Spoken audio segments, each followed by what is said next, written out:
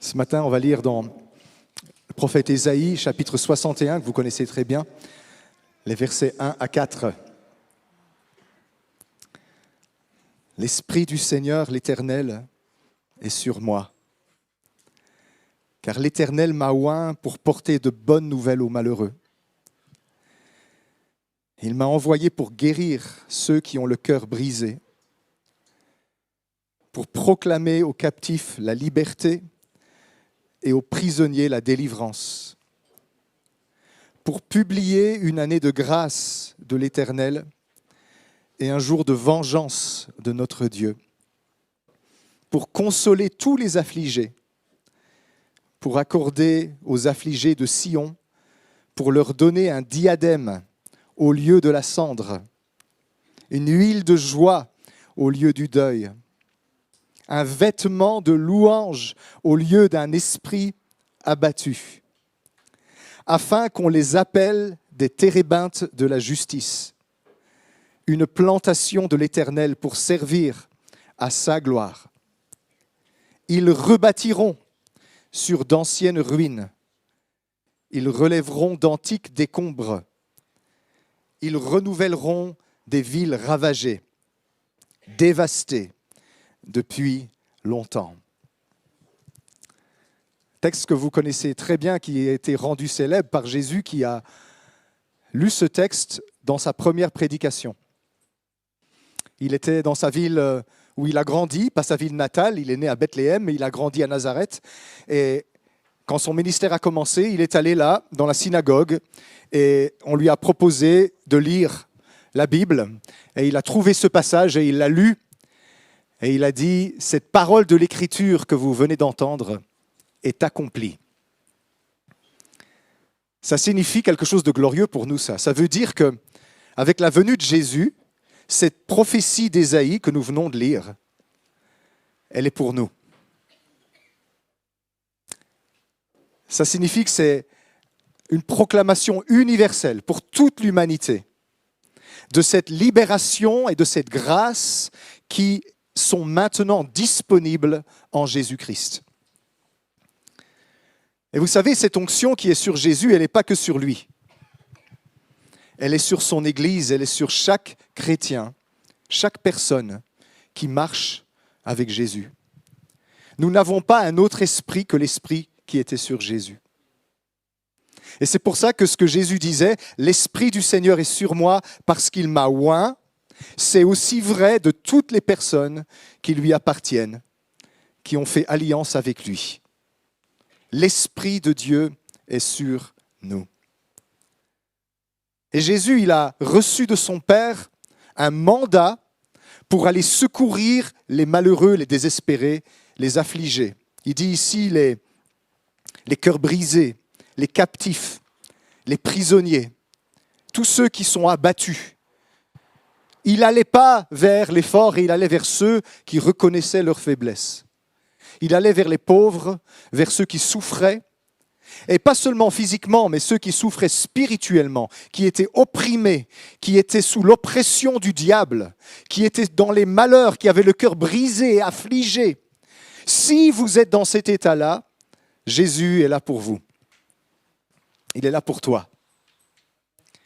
L'onction qui est sur lui, elle est spécialisée dans des cas comme ça. Parfois, on se dit, je vais tellement mal, qui est-ce qui peut m'aider? Jésus peut t'aider. Jésus veut t'aider. Si tu te laisses faire, il va t'aider. Tous ceux qui le connaissent, on a commencé là. On a commencé comme des désespérés, des malheureux, des cœurs brisés, des captifs, des prisonniers, des affligés, des abattus. C'est ce que nous étions. Mais il nous a restaurés. C'est notre témoignage. Il est venu dans nos ténèbres et notre misère, et l'onction qui est sur Jésus nous a restaurés. Il nous a sortis de nos prisons. Il nous a libérés de nos chaînes. Il a chassé les esprits qui nous tourmentaient. Il a ouvert nos yeux. Il a guéri nos cœurs blessés, brisés. Et il nous a mis debout pour qu'on puisse le servir. Si vous vous dites, mais moi, je n'ai pas encore vécu ça, eh bien, tu vas le vivre. il est disponible.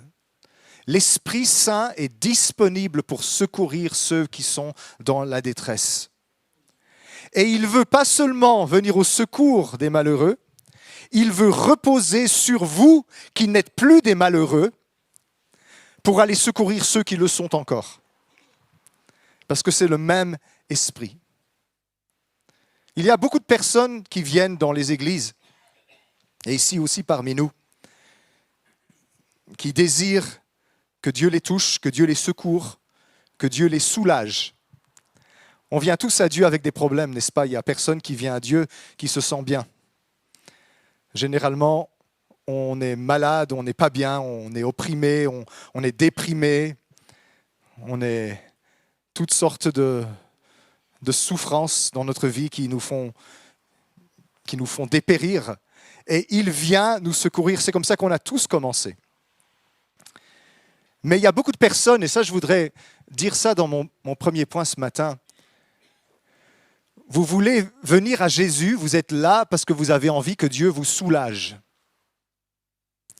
Mais c'est là que vous voulez vous arrêter. Vous voulez qu'il vienne résoudre vos misères, vos malheurs, vos maladies, votre oppression, votre souffrance.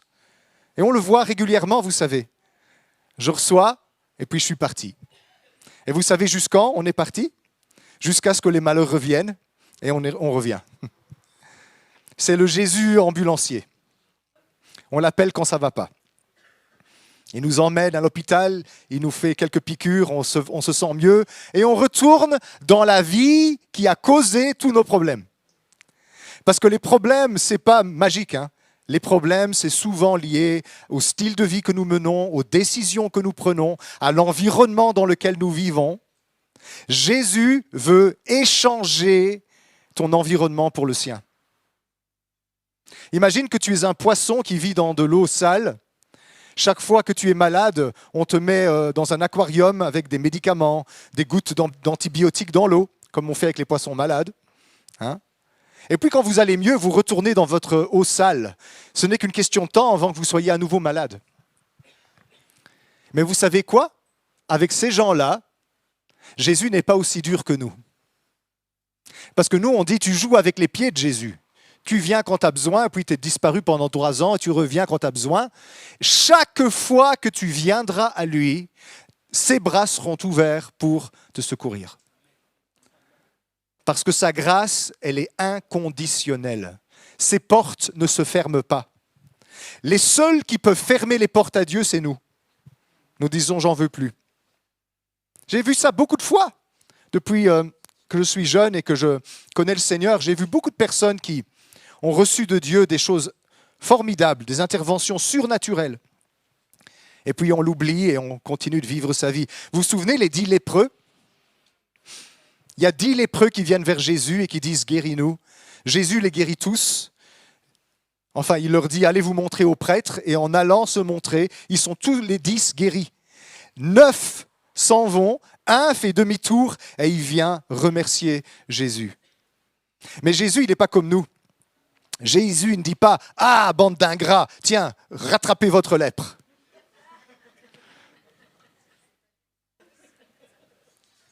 C'est comme ça que nous, on est souvent. Je donne, mais il n'y a personne qui s'occupe de moi. Je ne vais plus rien donner à personne. J'entends souvent ça. Ça, ce n'est pas le cœur chrétien, ce n'est pas le cœur de Dieu. Dieu, il est pure générosité, inconditionnelle. Il donne sans attendre en retour. Il donne même quand il sait qu'il n'y a rien qui vient en retour. Il donne parce qu'il est amour. Et nous, on a besoin d'apprendre à être comme ça. Ce n'est pas facile. Et parfois, parce qu'on retourne en arrière et qu'on vit notre vie et qu'on retourne à l'environnement qui a causé toute notre souffrance, on va de mal en pis. Et puis à un moment donné, vous savez ce qui se passe, je l'ai vu souvent, les gens viennent à Jésus, ils sont secourus, ils retournent en arrière, ils sont à nouveau dans la misère, ils reviennent à Jésus, ils sont secourus. À un moment donné, ils se disent, ça ne sert à rien, de toute façon, ça ne change rien. Et ils restent dans leur misère et ils restent là jusqu'à la fin. C'est triste. Mais il y a une bonne nouvelle ici. Le texte qu'on a vu, qu'on a lu ensemble, ne nous dit pas seulement que Jésus veut secourir les malheureux. il veut échanger quelque chose dans votre vie.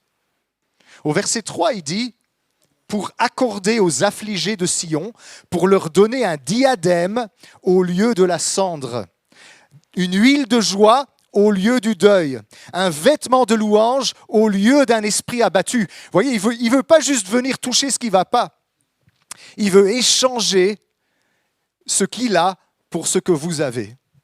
Il prendra sur lui vos cendres et il mettra sur vous son diadème. Il prendra sur lui votre deuil et il mettra sur vous son huile de joie.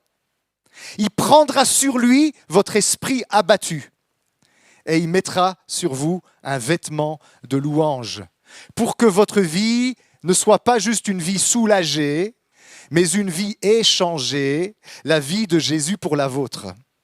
Et ça, peu de personnes désirent. Parce que ce qu'on désire, c'est un coup de baguette magique où Dieu résout nos problèmes, mais on garde notre vie, on continue de faire comme on a toujours fait, sans se rendre compte que c'est le style de vie que nous menons qui produit tous les problèmes que nous avons. Il y a beaucoup de personnes qui sont bloquées à ce stade-là. Et on attend le coup de baguette magique. Et puis on dit, le pasteur n'a rien pu faire pour moi. Ben oui, bon, c'est très bien que tu as découvert cette vérité, parce que il n'y a que Jésus qui peut faire quelque chose pour toi. J'ai vu plein de gens en 10 ans de pastorat qui sont venus à moi pour avoir de l'aide et qui n'en ont pas reçu parce que je suis incapable d'être le sauveur de l'humanité. Et Dieu merci, parce que ça, c'est une tâche compliquée. Mais j'ai vu aussi des gens qui sont allés à Jésus et qui ont eu leur vie transformée. La seule chose que je peux faire, c'est vous montrer celui qui peut vous sauver. C'est ça le ministère. Vous verrez, vous qui voulez servir Dieu, beaucoup de gens viendront à vous pour essayer de trouver en vous un gourou, un magnétiseur, un radiesthésiste, un envoûteur, un désenvoûteur, pour résoudre leurs problèmes magiquement. Et ils seront déçus parce que vous allez montrer du doigt Jésus. Mais vous devez continuer de faire ça. Et ne jamais vous prendre pour le sauveur. C'est une maladie qu'il y a souvent dans le monde charismatique, c'est que nous, les chrétiens charismatiques, nous pensons que nous avons quelque chose qui va faire magiquement disparaître les problèmes des autres. C'est pour ça que souvent on fait beaucoup trop d'appels. Parce qu'on veut que les gens viennent à nous parce qu'on pense qu'on a quelque chose à leur transmettre. Oui, vous avez quelque chose à leur transmettre. Et ce n'est pas quelque chose, c'est quelqu'un. Il s'appelle Jésus. Et s'ils viennent à vous et ne viennent pas à Jésus, ils ne seront jamais que soulagés. Ils ne seront jamais transformés. Et leur vie ne sera jamais échangée. Ils retourneront dans leurs cendres, ils retourneront dans leur deuil, ils retourneront avec leur esprit abattu et ils reviendront, ils vous appelleront, ils vous enverront des messages sur WhatsApp. Prie pour moi, je ne vais pas bien. Parce qu'ils vivent de votre spiritualité. Vous, vous connaissez Jésus et ils vivent de ce que vous avez. Alors au début, on peut accepter ça, mais à un moment donné, il faut dire « va vers Jésus. Car moi, je ne peux rien faire. » Jésus veut remplacer ta vie qui a causé les problèmes que tu as par sa vie en toi. La vie chrétienne, ce n'est plus moi qui vis, c'est Jésus-Christ qui vit en moi. Ce n'est pas une vie changée, c'est une vie échangée. Il est venu prendre sa place. Il m'a sorti de mon environnement et il m'a placé dans son environnement. Il a retiré ma vie pourrie, délabrée, ruinée, et il a mis en moi sa vie surnaturelle, sa vie de résurrection, sa vie qui est éternelle. Je n'ai pas la vie éternelle. J'ai la vie éternelle de Jésus en moi. Il ne m'a pas changé en un être éternel. Mais lui qui est l'éternel, il est venu habiter dans ma vie. Ça, c'est ce dont nous avons besoin. Et c'est ce que le Seigneur veut faire. Alors, il nous appelle, nous les malheureux, les affligés, les prisonniers, les aveugles, tous ceux qui souffrent. Mais n'en restons pas là. Il dit, venez. Je veux pas juste vous soulager. Je veux échanger votre vie pour la mienne. Je prends ce qui est sur vous et je vous donne ce qui est sur moi. Il le dit dans Matthieu au chapitre 11, versets 28 à 30. Jésus dit, « Venez à moi, vous tous qui êtes fatigués et chargés. » Ça, c'est les malheureux, les affligés. « Et je vous donnerai du repos. » Mais il explique ensuite comment ça se passe. Il dit, « Prenez mon joug sur vous et recevez mes instructions, car je suis doux et humble de cœur, et vous trouverez le repos pour vos âmes. » Beaucoup de personnes vont à Jésus parce qu'elles sont fatiguées et chargées, et elles cherchent le repos. Mais pour avoir le repos de Jésus de façon permanente, il ne suffit pas d'enlever le joug temporairement, il faut prendre le joug de Jésus. Vous savez, le joug, c'est quoi? C'est ce qu'on met sur les bœufs pour qu'ils labourent les champs. C'est ces anses-là qu'on place sur leur dos pour qu'ils tirent la charrue. Oui, mais moi, je n'ai pas envie d'être sous un joug. Moi, j'ai envie d'être un bœuf qui court dans les campagnes tout seul, content. Je broute l'herbe que j'ai envie. Je donne des coups de corne quand ça me plaît. Et Jésus dira, ben oui, monsieur le bœuf, c'est comme ça que tu es devenu si malheureux. Parce qu'en fait, vous voyez, dans cette vie, vous avez le choix du joug que vous allez porter. Vous serez soit esclave de vos passions, de vos pulsions, de vos addictions, de vos sentiments, des démons qui montent sur votre dos pour vous accabler, des personnes toxiques qui vous pompent toute votre énergie, des relations codépendantes où vous êtes obligé de rester parce que quelque chose vous retient. Vous serez sous un joug dans cette vie. Et le remède de Dieu pour qu'il n'y ait plus de joug sur ton dos, c'est que tu échanges ton joug par celui de Jésus. Et il y a une bonne nouvelle, le joug de Jésus, il n'est pas pénible. Il est doux, léger, et il procure le repos pour nos âmes. Mais nous, on pense, si je vis libre et que je fais ce que je veux, quand je veux, où je veux, avec qui je veux, je serai heureux. Non, tu seras sous un joug. Tu vas devenir esclave et tu vas souffrir. Et puis tu vas revenir et tu vas dire, Jésus, soulage-moi de ce joug étranger qui est sur mon dos. Et Jésus va dire, je retire ton joug, car je t'aime. Maintenant, prends le bien sur toi. Ah non, ça, je ne veux pas. Je veux être libre, moi. Je reviendrai dans 6 mois quand j'aurai recommencé à avoir des problèmes. Et Jésus sera là encore pour te soulager. Mais tu ne seras pas heureux de manière permanente. Tu as besoin de prendre le joug de Jésus. Le joug, vous savez, Jésus, c'était un rabbin. Il enseignait les Juifs comme un rabbin. On parle dans le judaïsme du joug d'un rabbin. C'est quoi le joug d'un rabbin? C'est qu'on devient son disciple et qu'on suit son enseignement. C'est ça que ça veut dire. Donc ce que Jésus dit quand il dit « Prenez sur vous mon joug », ça veut dire « Devenez mes disciples, prenez sur vous mon enseignement ». C'est-à-dire acceptez ce poids que je vous mets, mais ce n'est pas un poids lourd, c'est un poids léger qui va te libérer et te procurer le repos. Et tous ceux qui connaissent Jésus, vous savez ça. Quand vous avez enfin soumis votre vie à lui, vous avez enfin trouvé la liberté et le repos et la paix. N'est-ce pas? Mais chaque fois qu'on se dit, moi je peux y arriver par moi-même, je vais courir dans les champs, je vais faire ce que je veux, pendant un temps on a l'impression de liberté et de joie, mais au bout d'un temps, très rapidement, on a à nouveau le poids qui revient sur ses épaules et on se sent accablé, écrasé. C'est un échange que Jésus veut faire. Je vais le dire autrement. Les gens veulent d'un sauveur, mais ils ne veulent pas d'un Seigneur.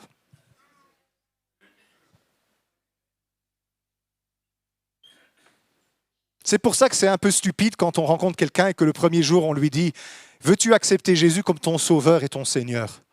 Il ne sait pas ce que ça veut dire, Seigneur. Il sait ce que ça veut dire, sauveur. Il a besoin d'aide. Oui, je t'accepte, Jésus, comme mon sauveur et mon Seigneur. Jésus dit « Ok, je vais te sauver, mais maintenant je vais régner dans ta vie. » Ah non, ça, je ne veux pas. Je veux bien que tu sois mon sauveur et mon Seigneur, mais je ne veux pas que tu règnes. Mais c'est ça que ça veut dire être Seigneur. Oui, mais moi, je n'ai pas envie d'être sous un poids là. Oh là là, j'ai envie d'être libre. Eh bien, c'est sous mon joug, sous ma main, sous mon autorité, sous ma protection, que tu seras libre. Il n'y a pas de personne plus libre que quelqu'un qui est serviteur de Jésus. L'Écriture, elle l'appelle même esclave de Christ. Moi, je ne veux pas être esclave. Moi, je veux être un homme libre. Il n'y a pas d'homme plus libre dans ce monde qu'un esclave de Jésus. Parce que Jésus, il traite bien ses serviteurs. Il les traite comme des fils. Il les libère. Il les protège. Il les environne. Et c'est ce qu'il essaye de faire au travers de nous. Il vient nous secourir dans notre détresse. Et puis, il essaye de nous convaincre de le laisser être le Seigneur de nos vies. Et vous savez ce qui se passe? Comme chaque fois que je m'en vais, que je m'enfouis pendant 6 mois et que je reviens et que je suis dans la misère, chaque fois que je trouve le repos, chaque fois que je trouve un soulagement, chaque fois Jésus me libère, chaque fois il me restaure et je vais mieux. Et puis je m'en vais à nouveau. Je ne parle pas de moi. Hein.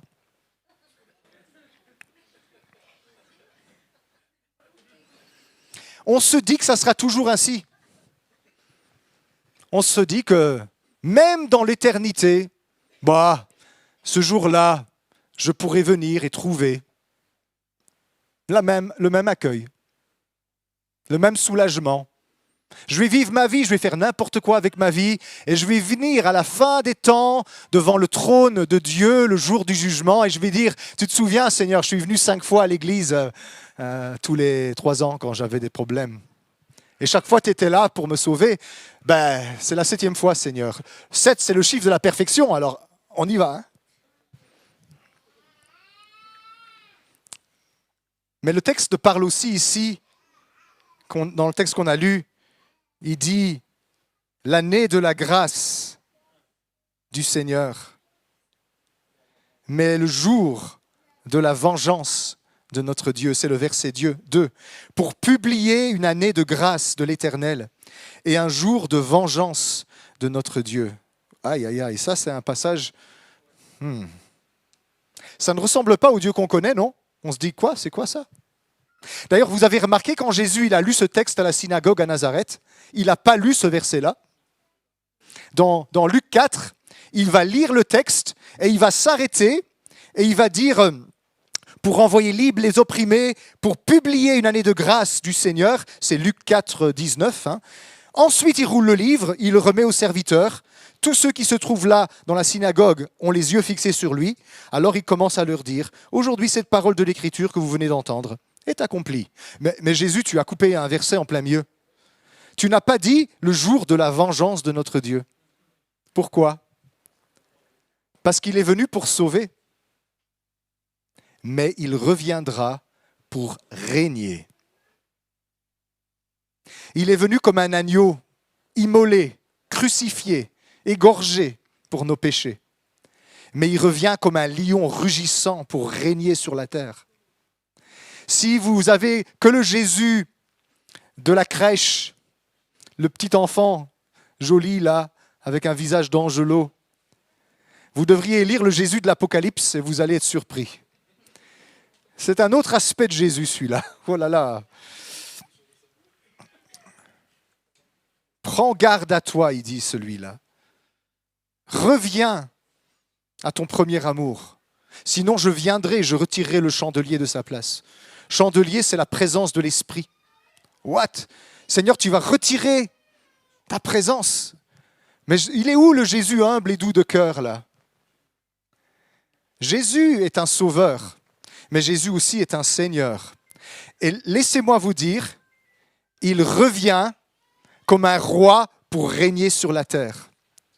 Je ne vais pas m'hasarder à vous donner la date. Nul ne connaît ni le jour ni l'heure. Encore il y a une semaine, il y a des idiots qui vous ont dit que c'était le 23 et le 24. Mais ces idiots-là, ils ne me surprennent pas. Les idiots qui me surprennent, c'est tous les chrétiens qui vendent leurs biens pour se préparer. Ça, c'est les idiots qui me surprennent. Parce que ça fait 10 000 fois qu'il y a des gens qui annoncent son retour et ils se sont tous trompés. Alors que l'Écriture, elle dit « Nul ne connaît ni le jour ni l'heure ». Oui, mais on peut connaître l'année, qu'ils disent. Jésus dit aussi « Il ne vous a pas été donné de connaître les temps et les moments ». Donc, ni le jour ni l'heure, ni le temps, ni le moment. Oh, zut alors.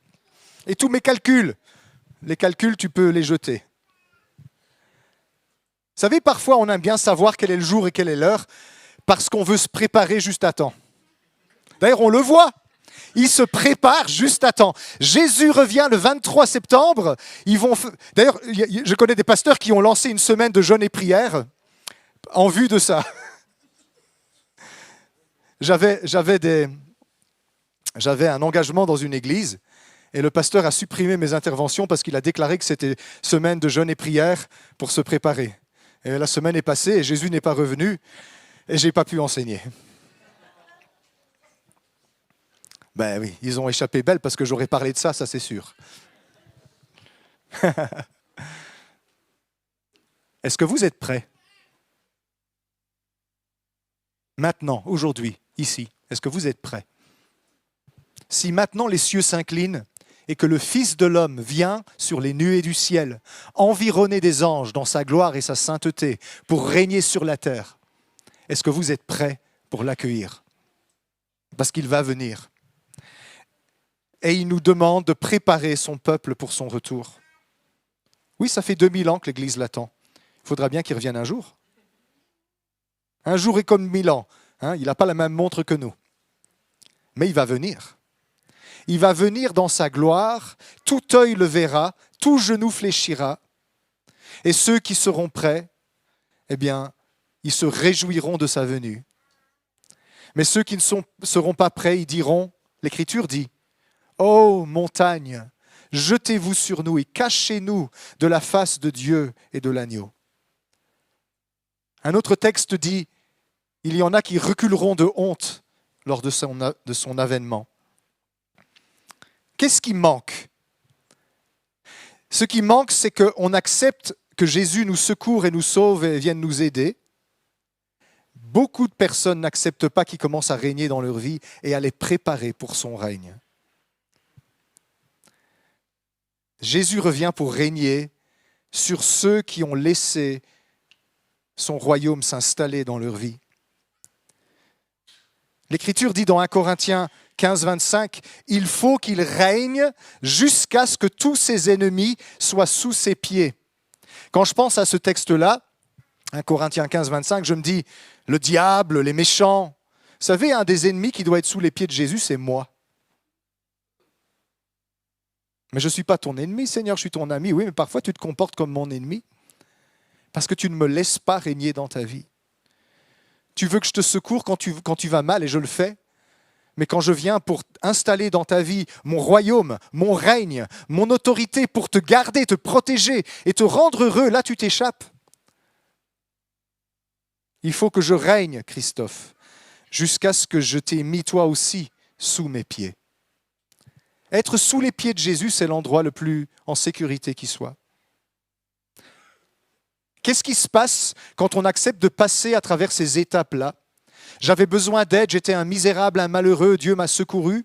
Il a échangé mes cendres pour un diadème, mon deuil pour une huile de joie. Il a changé ma tristesse pour un vêtement de louange. Il a échangé ma vie. Il n'a pas fait que me soulager de mes misères. Il se passe quelque chose de merveilleux. Il dit ici, afin qu'on les appelle des térébintes de la justice. C'est le verset 3. Une plantation de l'Éternel pour servir à sa gloire. Ésaïe 61. Afin qu'on les appelle des térébintes de la justice, une plantation de l'Éternel pour servir à sa gloire. Qu'est-ce qui se passe quand tu laisses Dieu te secourir, tu laisses Dieu commencer à régner dans ton cœur, tu le laisses échanger ta vie pourrie pour la sienne? Tu commences à être planté par Dieu, enraciné, et tu deviens fort. Un térébinthe, ce n'est pas un saule ou un peuplier. Un térébinthe, dans la Bible, c'est un arbre puissant. D'ailleurs, c'est ça que le mot hébreu veut dire. En hébreu, c'est haïl. Ça veut dire arbre puissant. On n'est même pas sûr que c'est un térébinthe, c'est parce que les traducteurs ont choisi de le traduire comme ça. Ça pourrait être aussi un chêne. Mais c'est un arbre puissant, c'est-à-dire un arbre fort, au tronc épais, aux racines profondes, à l'ombrage large. Ça, c'est ce que Dieu veut faire avec toi. C'est ce qu'il veut faire avec chacun de nous. Il veut nous sortir de notre malheur, de notre affliction. Il veut échanger notre environnement par le sien. Il veut nous planter comme une plantation de l'Éternel. Et il veut faire de nous des arbres de sa justice. Des arbres puissants. Vous savez, quand on dit térébinthe de la justice, les Juifs y comprennent tout de suite ce que ça veut dire. Parce que ces arbres-là, c'était des repères géographiques. C'était des lieux dits. On disait, tu vois le térébinthe de Mamré? Ah oui, oui, le grand arbre là-bas. C'était des points de repère. Quand on s'orientait, il n'y avait pas des panneaux routiers dans l'Antiquité. Il y avait des lieux dits. Tu vois le rocher un tel, tu vois l'arbre un tel. Et on savait où on était parce que les arbres là étaient des références. C'est ça que Dieu veut faire avec ta vie. Une personne de référence, une personne qui est un modèle à imiter pour les autres, une personne que les gens regardent et qui disent « Tu vois la sœur qui est à Courcelles ?» Comment est-ce qu'elle s'appelle encore? Oui, elle. Je la suis sur les réseaux sociaux. Elle a toujours une parole pour moi. Quand je ne vais pas bien, je lui parle et elle a toujours quelque chose à me dire. Des personnes de référence. Des personnes qu'on dit « Je suis dans la détresse, je ne vais pas bien. Je souffre. » Mais il y a une personne de référence. Je sais que je peux l'appeler.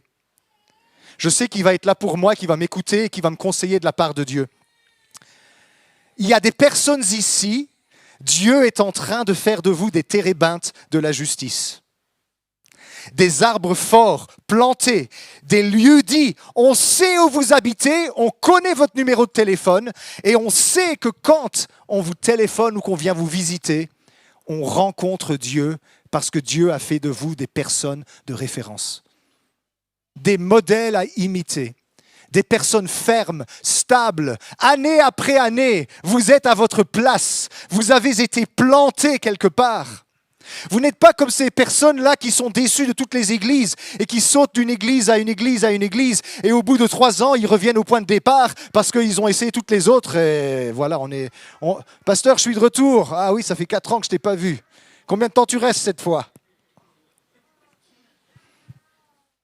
Un térébinthe ne peut pas être déraciné. Hein. Alors, il y a des raisons légitimes de changer d'église, je sais.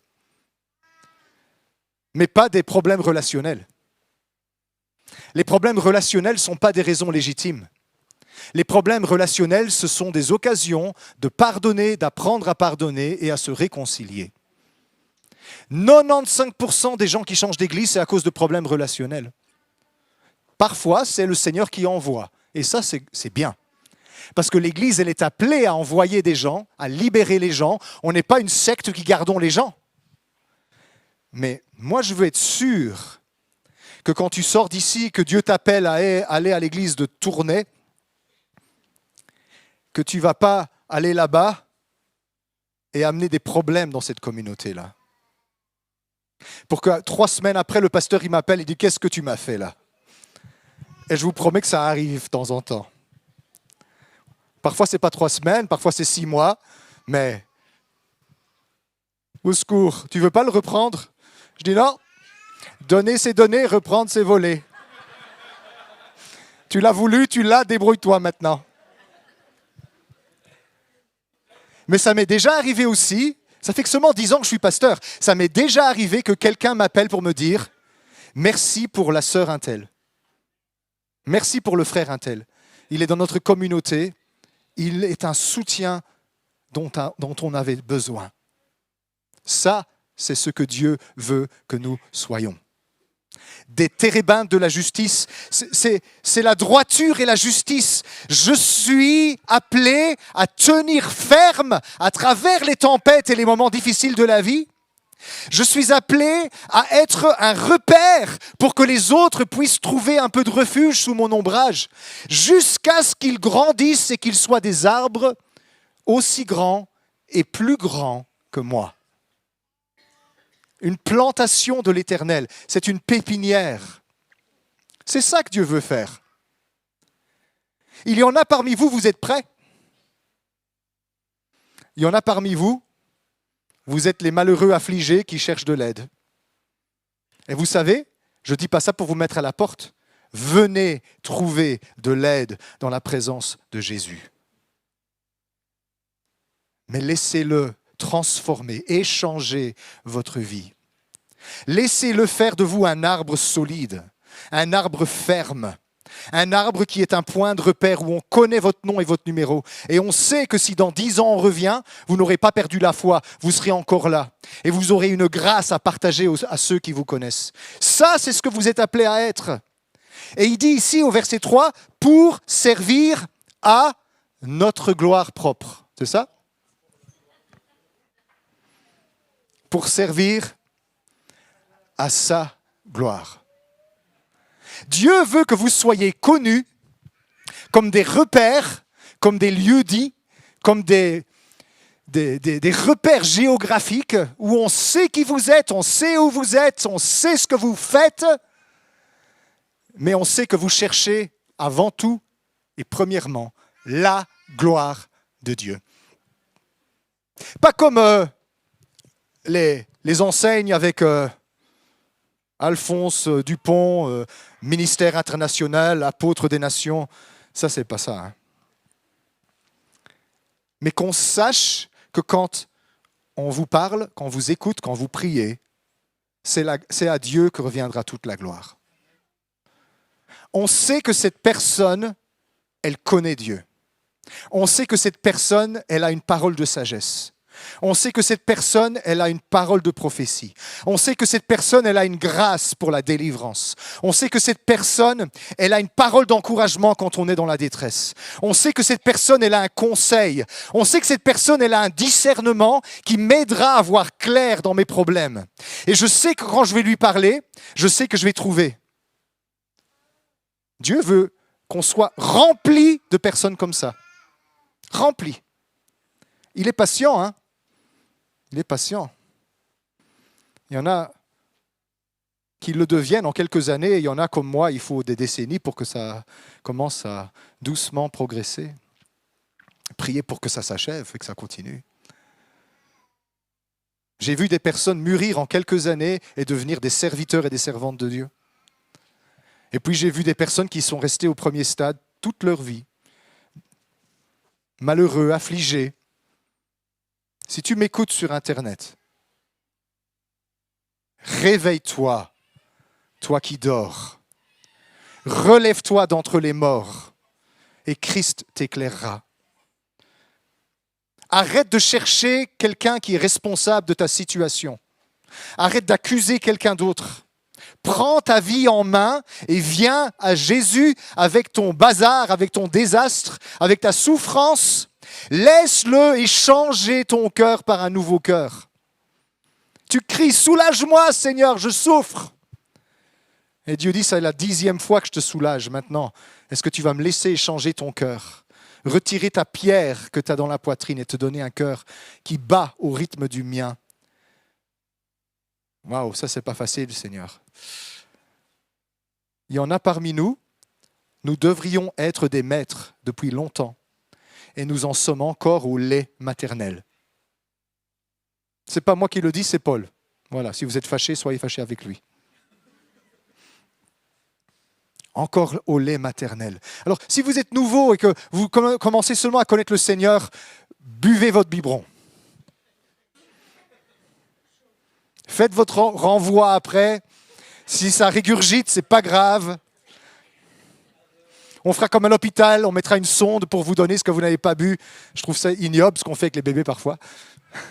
Le bébé, il n'a pas bu assez, on lui retire tout ce qu'il a dans le ventre pour voir qu'est-ce qu'il a bu, et puis on lui remet la totale qu'il n'a pas bu. Oh, pauvre bébé, j'ai vu ça. Bon, il faut qu'il ait sa dose, hein. C'est pour la bonne cause, mais quand même, c'est un peu industriel hein, comme façon de faire. Je promets qu'on ne fera pas ça avec vous. Si vous régurgitez, on ne vous gavera pas. Mais il faut que vous buviez votre biberon jusqu'à ce que vous soyez capable de manger de la viande et que vous deveniez des lions, que vous deveniez forts. C'est notre mission, c'est votre mission. Cette saison dans laquelle l'Église se trouve, ça va être une saison de transplantation. Ça va être une saison de plantation où Dieu va prendre des plantes qui sont devenues fortes et il va les planter où il veut. Et vous allez dire, mais qu'est-ce qui se passe? Seigneur, il dit, ça c'est mon royaume. Mon royaume, c'est une pépinière de ministère qui est appelée à remplir et à peupler toute la terre. Ça, c'est ce que Dieu veut faire. Et je ne fais pas exprès de faire des vers. C'est une déformation que j'ai. Je trouve toujours des phrases qui riment, moi. Dieu veut faire de nous une pépinière de ministère. C'est dans l'ADN de Courcelles depuis sa fondation. Ce n'est pas la vision de Christophe Blum, ça. Hein. C'est la vision de Dieu quand il a implanté cette Église. Que nous soyons une pépinière de ministère, une plantation de l'Éternel pour qu'on sache reconnaître les temps où les térébinthes doivent être plantés dans d'autres endroits. Parce que si tu as 10 térébinthes les uns à côté des autres, laissez-moi vous dire, ça va être la difficulté. Et ici, c'est déjà un peu le cas. Hein. On se marche sur les pieds les uns des autres. Hein. La gestion des paroles de prophétie, ça commence à devenir compliqué. La gestion de tout ça. Alors, peut-être que vous vous dites, tiens, cette église, il y a une grande liberté. Oui, il y a une grande liberté, mais ce n'est pas le chaos. Hein. On grandit. Et on laisse le Seigneur nous équiper, nous guérir, nous former. Notre responsabilité grandit, notre autorité grandit. On devient une référence. On devient un repère. Cette église, elle est appelée à ce qu'il y ait énormément de ministères, de serviteurs et de servantes de Dieu qui sont appelés à avancer. Parfois, à s'en aller, à implanter, à grandir, à étendre le royaume de Dieu dans d'autres endroits. Regardez ce qui va se passer. Verset 4 d'Ésaïe 61. Ils rebâtiront sur d'anciennes ruines. Qui ça? Les térébinthes de la justice. C'est eux qui feront ça. Ils rebâtiront sur d'anciennes ruines. Ils relèveront d'antiques décombres. Ils renouvelleront des villes ravagées, dévastées depuis longtemps. Quand un chrétien est arrivé à ce stade de maturité où il n'est plus un bébé qui a besoin de biberon, il n'est plus un affligé qui revient tous les 6 mois parce qu'il a besoin d'aide, il a échangé sa vie avec la vie de Dieu, il y a en lui le Christ qui règne, et il est devenu stable, il est devenu fort.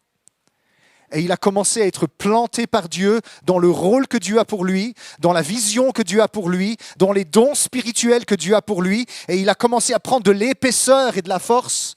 Dieu dit parfois, c'est bien, il va rester là. Mais dans d'autres cas, il dit, c'est bien, on va le transplanter et le mettre où il sera plus utile encore. Vous allez être surpris, parce qu'il va y avoir beaucoup de ça, beaucoup de cela dans les temps présents et futurs de l'Église. Et c'est la volonté de Dieu. Ils s'en iront, ils rebâtiront sur d'anciennes ruines, ils relèveront d'antiques décombres, ils renouvelleront des villes ravagées, dévastées depuis longtemps. Ça veut dire qu'il y en a ici des hommes et des femmes de Dieu. Vous arrivez tout doucement au temps où le Seigneur va faire quelque chose comme ça dans votre vie. Partez pas tous, hein. Ne me laissez pas prêcher tout seul dimanche matin à mon fils, ma fille et ma femme. Hein. Il m'écoute déjà assez pendant la semaine. Ma fille, elle dit, papa, arrête de prêcher. Oui, c'est vrai. Quand on parle de trop en public, on a une déformation professionnelle. Dès qu'on parle, on hausse la voix et on prend un ton de ex-cathédrale. Ma fille, elle fait « Arrête de prêcher ». Ok, ça va. C'est vrai, hein? Dis Amen. Je l'avoue, je le confesse. Mais vous, les profs et les enseignants, quand vous parlez, on entend aussi le professeur, vous savez. Le ton tout de suite, là, c'est impossible. Hein. Le policier, quand il parle en public, toi, t'es un policier, toi, on le voit bien. C'est la déformation professionnelle. Mais regardez ce qu'il dit. On va reconstruire des zones ruinées. Si vous êtes une ruine, comment allez-vous rebâtir les ruines des autres ? Si votre vie est en ruine, comment allez-vous reconstruire les décombres antiques des autres ? Il faut que la restauration ait atteint un certain point. Alors vous remarquerez, quand Dieu est sur le point de dire « Vous êtes un térébinthe de justice, je vais vous envoyer rebâtir des ruines », c'est à ce moment-là qu'il passe le contrôle technique dans votre vie. Vous avez déjà eu le contrôle technique de Dieu ? C'est l'année, les années, parfois, où Dieu il vérifie tous les boulons.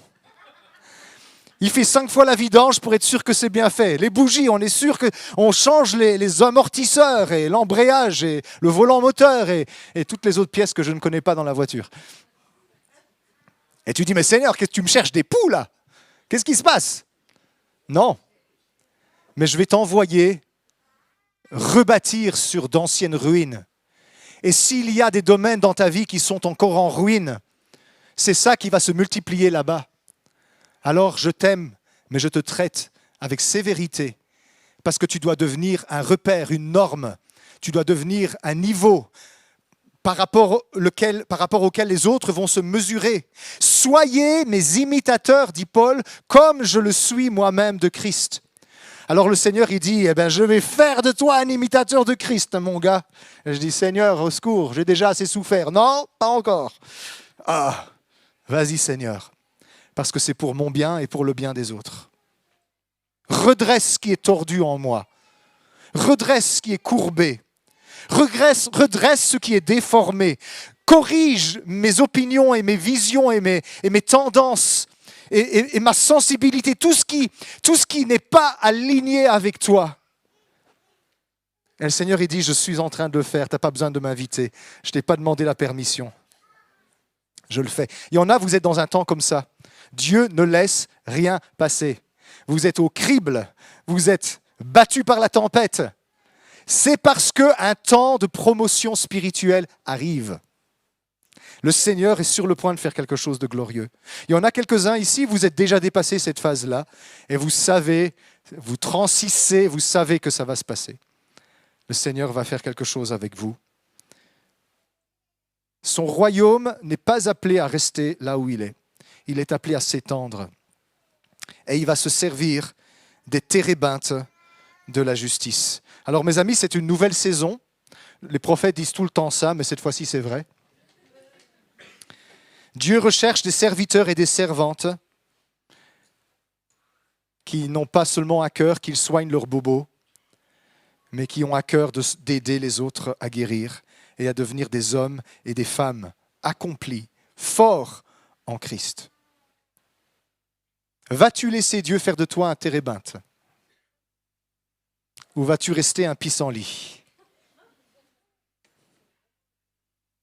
Ah, avec le temps, moi j'ai passé des années à être... Oh, pas un pissenlit, c'est trop gentil un pissenlit. Je crois que j'ai été une mauvaise herbe plus difficile que ça. Ah oui, mauvaise herbe. J'ai été un chardon, moi, je pense. Voilà. Un chardon. Piquant. Envahissant. Ouais, vraiment, merci Seigneur pour cette parole. Piquant, envahissant, qui fait saigner les mains qui essayent de le déraciner, qui prend trop de place et qui ne sert à rien. Mais le Seigneur, il a eu pitié et il a dit, mais derrière ce chardon, il y a quelque chose que je vais faire. C'est la première prophétie que j'ai reçue, vous savez, ici dans l'église. C'était quand Michel Chevalier était venu en la fin des années 90. J'étais là, ici, là. Et Michel Chevalier était sur la marche là. Je m'en souviens. Et il m'a dit, laisse-moi te dire, toi ici, jeune homme. Le Seigneur va faire dans ta vie et dans ton cœur une œuvre que seulement lui peut faire. Et quand il aura fait cette œuvre, il t'utilisera grandement. C'est ça qu'il a dit, avec l'accent québécois que je n'arrive pas à bien faire. Et j'ai dit, Seigneur, fais ton œuvre dans ma vie. Et je ne savais pas ce que c'était son œuvre. Je croyais que c'était juste de l'équipement. Non, c'était beaucoup de rabotage. Beaucoup d'antiseptiques et d'ablation et d'amputation et de correction et ouais. Est-ce que toi, tu es prêt? Est-ce que tu es prêt à devenir un térébinthe de la justice? Cette société est déboussolée. Elle est sans repère. Elle ne sait plus quoi faire. Il n'y a personne qui ose élever la voix. Les chrétiens se taisent. Ils ont peur d'afficher leur couleur. Ils ont peur de parler parce que tout de suite, tu vas te faire taxer de fanatiques, de sectaires. On va dire, ah, toi aussi, tu es un partisan de l'évangéliste qui murmure à l'oreille de Trump. C'est ça qu'ils disent, hein? Non, moi, je suis un partisan de Jésus-Christ. Et je vais me tenir debout pour la justice et ça va secouer. Mais mes racines sont profondes. Je suis enraciné, je suis ancré dans l'amour de Jésus-Christ. Et la tempête soufflera, les marées viendront, mais celui qui a bâti sa vie sur Jésus-Christ ne chancellera pas. Et dans cette génération, on a besoin de ça maintenant. Vous serez persécutés, on dira de vous toutes sortes de mots, mais tenez ferme parce qu'il viendra à l'heure qui est déterminée, il viendra sur les nuées. Et là, il sera trop tard pour changer. Le message a besoin de passer maintenant. Dieu veut que nous sortions de nos cachettes et que nous soyons des chrétiens qui affichent leur couleur. Ça ne veut pas dire de faire de la politique forcément, hein. Ça veut dire être vraiment évangélique. Ça veut dire vraiment oser se tenir debout pour la justice, des térébinthes de la justice. La justice de Dieu. Et si vous êtes cette personne-là, ce qui va se passer, c'est qu'il va vous planter dans un endroit ténébreux où beaucoup de personnes vont venir, sous votre ombrage, trouver un refuge auprès de vous. Et comme vous avez le cœur de Dieu, vous allez laisser pousser, pousser, pousser, pousser. Et ils vont grandir. Les térébinthes de la justice. Alors Seigneur, moi je prie.